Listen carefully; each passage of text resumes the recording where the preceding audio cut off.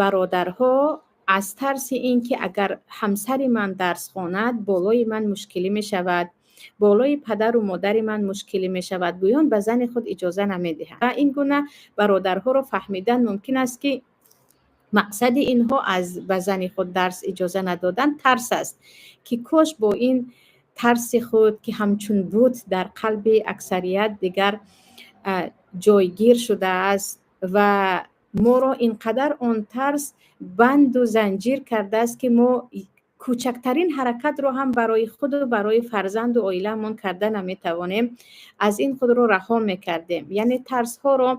دیگر یا گفتیم از قید آن ترس خود رو بیرون میکردیم و برادران جسارت میداشتند و میگفتند هرچی باد باد همسر من باید از شریعت باخبر باشد تا که استاد فرزندان من شود و فرزندان اساساً تربیه و علم رو از مادر خود میگیرند.